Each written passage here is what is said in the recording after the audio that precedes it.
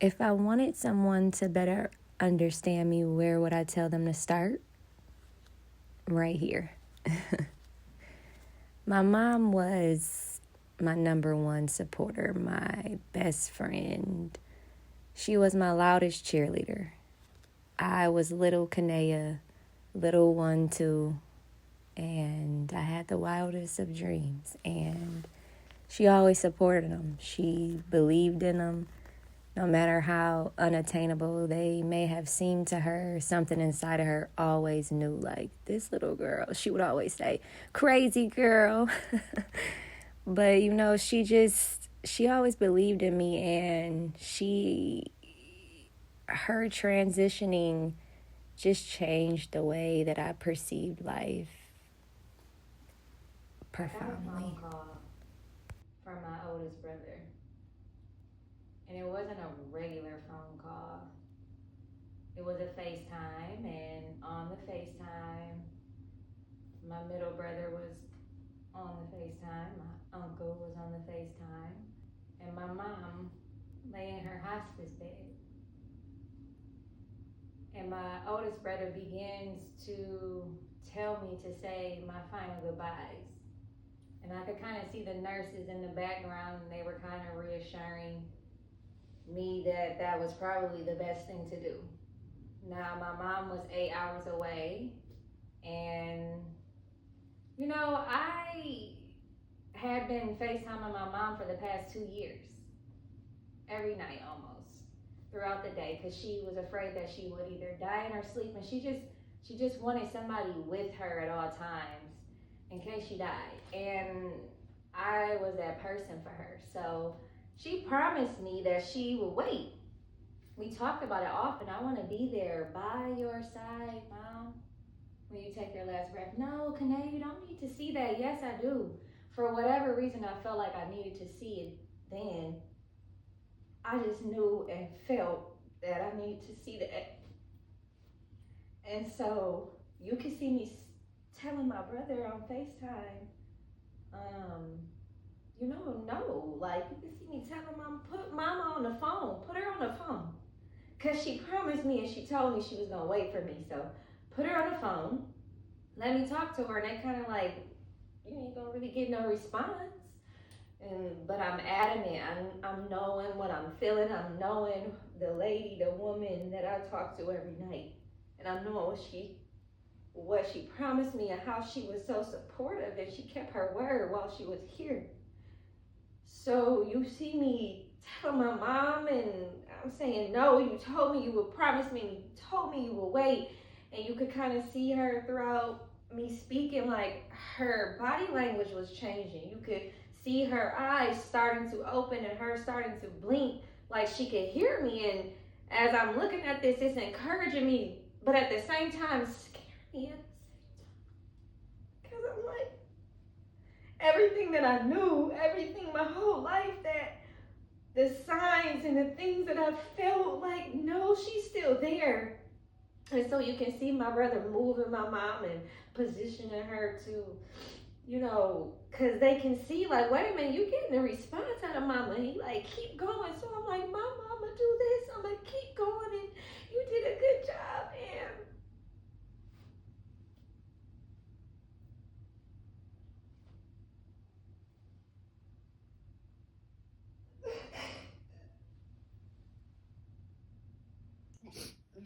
Hi, gorgeous.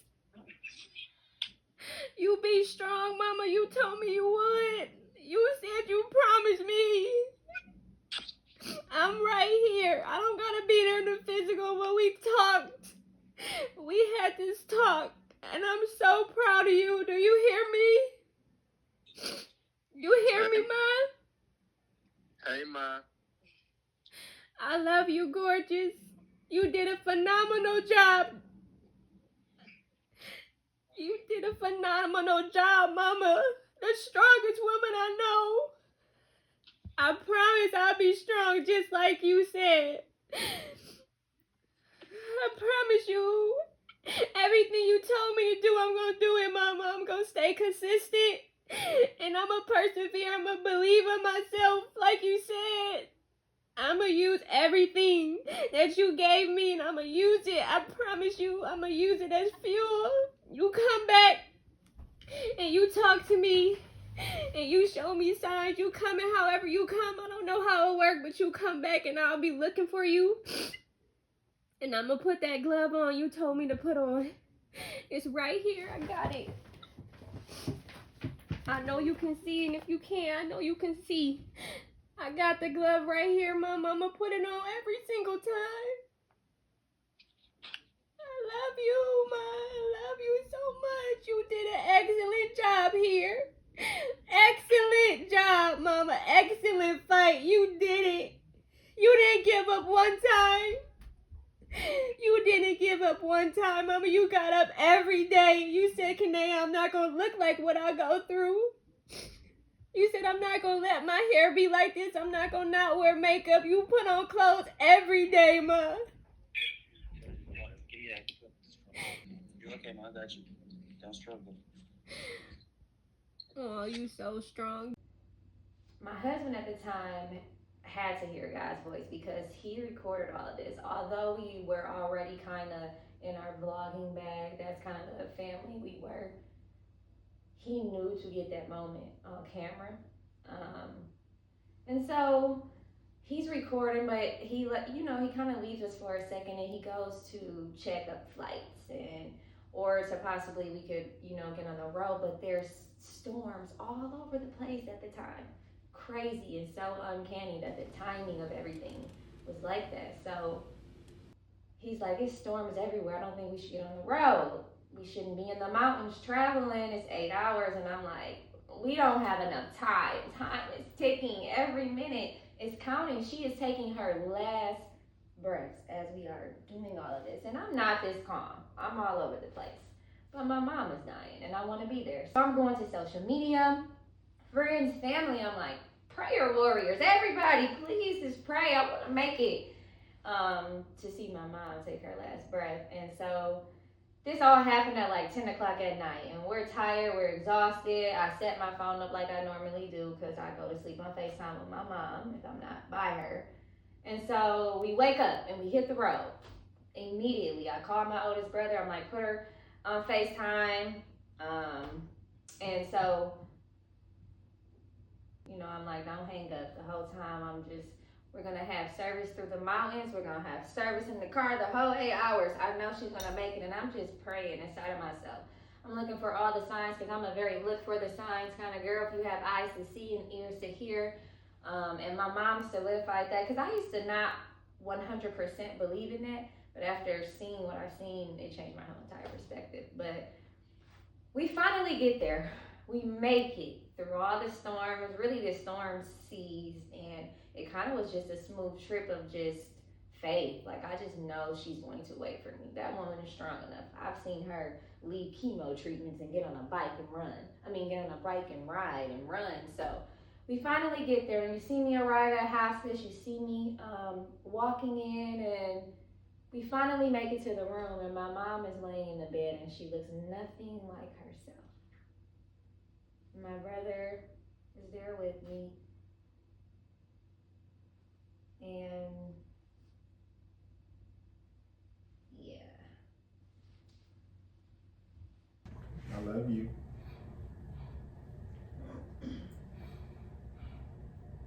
Love you, beautiful.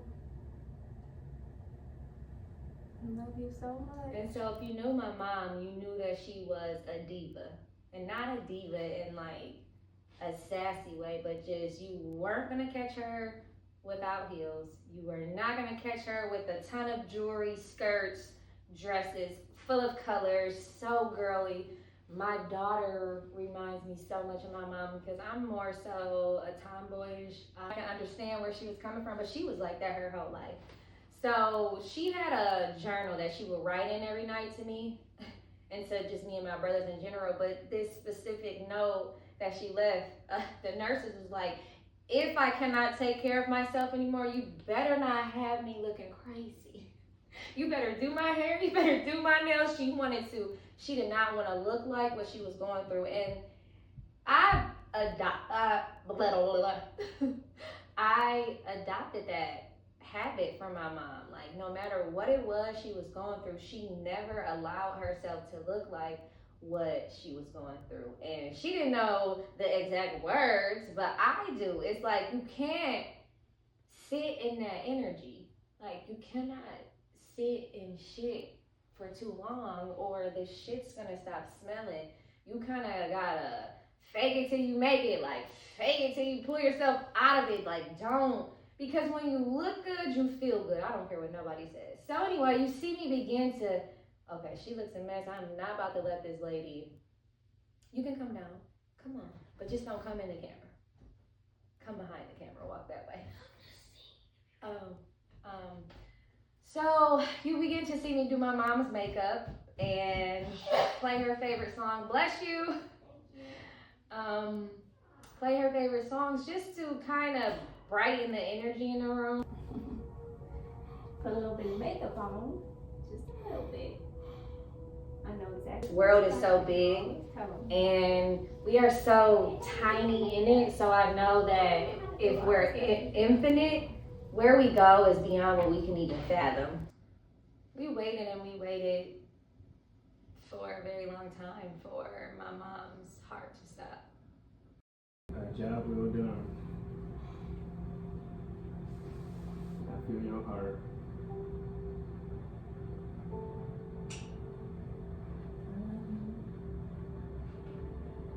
My girl, so I love you, look Mom. at her face. Yes, I love you. That moment changed my life.